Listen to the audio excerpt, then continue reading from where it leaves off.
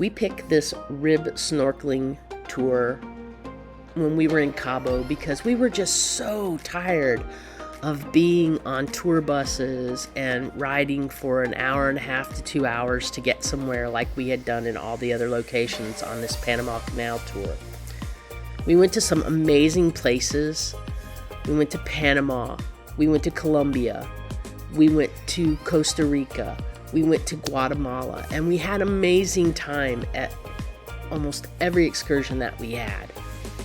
But we were tired of not actually being in the water. There's just something really special when you're on a cruise about being able to get in the water and just, soak that in. I don't know, maybe it's because I'm a Pisces, but I have to be in the water at some point. And so after all the bus rides, we decided, let's just go ahead and do this snorkeling tour. We were both a little nervous. There was a catamaran tour, but it was sold out, and this was the only one that there was still space. And we were both like, we'd been avoiding rib snorkeling because of some things that were questionable for us, getting in and out mainly. This one started out, we left the port, we came by the iconic arch, and you can see every other tour goes to the same place, but you get your little photo stop there, and then we decided to start heading out to where we were going to actually snorkel at. And it was pretty brisk that morning, but it actually started warming up some while we were on the boat. And then we're just all chilling, thinking, hey, this is just going to be another day on a boat, going to a snorkeling site by a reef. We're all going to just chill on our way there. And then some amazing things happened, like this. That's a baby whale, y'all. That is a baby humpback whale who is rolling around and playing in the water and just flipping his little tail around. Little tiny guy, right? And he just hanging out there, playing, showing off. As Kathy said, he's a real sassy one. Probably got in trouble by his mama, who does show up right as we're leaving and says, come on, let's go. But it was just this great experience. It was something that we did not expect, was to see a humpback whale in Mexico. Now, I have been whale crazy since we went to Iceland and Norway last year, so I was tickled pink that I was having this opportunity to again see baby whales, right? I mean, I did not expect to see them here. So of course I am ecstatic at this point because, oh my gosh, baby whales. This is already turning out to be the best day ever. And then we head on over to our site where we're going to go snorkeling, and just the scenery and the coastline of Cabo was just stunning.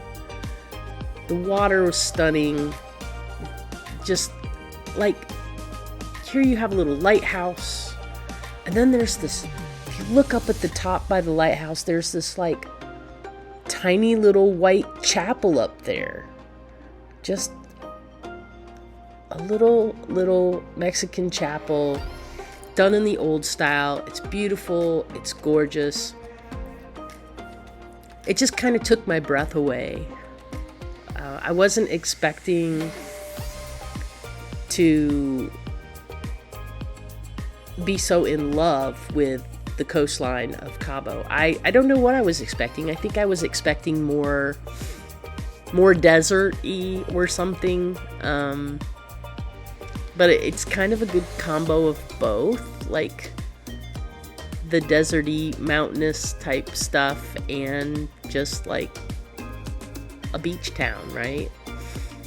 But some of the buildings that we were seeing, some of these apartments that they're building and things over down on this end where we were at, stunning, absolutely stunning. And there was one that The tour guide told us belonged to one of the famous basketball players. I think it was Kobe Bryant, actually. Had something to do with the building, this one section. And so that was very interesting to see all that. He advised us that Cabo is kind of like the playground to the stars, and you never know who you might see kind of thing. But we didn't see really anything but the port and this rib boat. So there wasn't really time to do anything else. We weren't there that long for the day, and the port itself was a little crazy, in my opinion. Lots of people trying to sell you stuff, which, you know, always makes us crazy. But it was just crowded. And I think part of the reason it was crowded is because there was 3 other ships there, maybe even 4 other ships there by the time we left. And that little port area just can't handle all that traffic. So we rode for about, I would say in total, it was about 30 minutes that we spent after we saw the baby whale going up the coastline to the bay where we were going to snorkel at. And like I said, it was a beautiful day. The weather just kept getting better. It was just like the perfect temperature. And I do have to say though, the water was cold. Very cold. But when I said in the beginning was we've always didn't want to do a rib boat because we were worried about getting in and out of the rib boat. And getting out of the rib boat was a little bit crazy. You just kind of sat your butt and then you kind of dropped your butt in the water, which we hadn't done before. Usually we're going off, but the view was amazing. So many fish to see. It was really, really stunningly beautiful. There were so many boats around that it was a little cloudier, so I couldn't really see the reef real good because the distance under the water was not very, very good. But that was our rib boat, and that's what I mean when I say rib. It's a rigid inflatable, and I really enjoyed myself.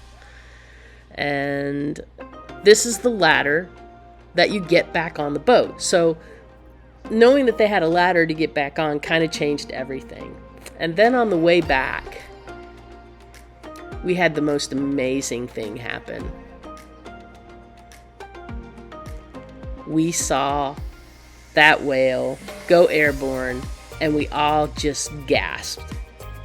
And luckily, I still had the camera running, because I was just getting ready to turn the camera off when that happened. And absolutely did not have seeing a whale breach all the way out of the water on my bingo card in Mexico.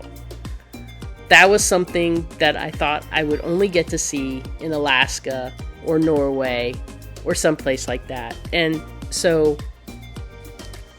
just absolutely made both of our days. I still am speechless at the fact that we actually saw humpback whales in Cabo. And if you saw my other video about whale watching, that this was kind of like the holy grail for me. This is kind of like the thing that I have wanted to see since last year. And I went on all these whale tours, and I just keep waiting and waiting, and it would never quite happen for me. And here we are in Cabo, Mexico, and I get to finally see that whale breach. It even made this tour even better than it was. And I have to say that the folks at Cabo Adventure Tours, who did this tour, they're really good, and they're very knowledgeable, and they really tried to make sure that they showed us everything and gave us good information, and we really enjoyed them a lot. They took us around this side of the boat coming back in so that we could get a good shot of the Brilliant Lady. And there she is in all her glory on the west coast, folks. This is after we went through the canal and our last stop before Los Angeles. And that is the new Virgin Brilliant Lady in all her glory. Amazing ship. It's built a little differently than the others in that this one can go through the canal because the lifeboats actually go in to the side further, and that extra depth that they go in allows it to be able to traverse through the canal. So this is going to be a really, really good West Coast ship. And they're going to be doing itineraries in Alaska coming up starting, I think, late May. They're going to start doing the Alaska tours, and those are going to go through September. We are actually booked on one in the last ones in September this year. Very excited to go on that. Very excited to see how they actually do their Alaskan tours. They are going to add a couple cast members to the Happenings cast for the Alaska tours. They're going to add a lumberjack and a naturalist. So there's going to be lots of education. There's going to be lots of fun. Highly recommend that if Alaska is on your bucket list, maybe that might be one of the lines that you want to check out since this is their first year.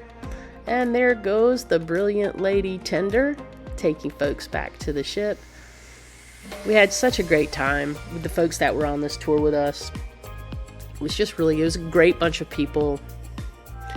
And one of the things also that was included in this tour was when we got back to the dock, they did provide a lunch that was quesadillas and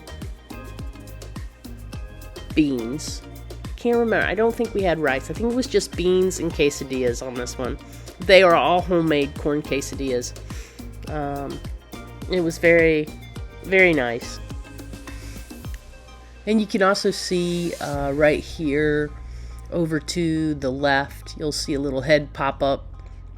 And this little seal playing around over there. We saw several seals as we were driving back in, and when we first were leaving earlier, there was actually a big old sea lion flopping around out there too.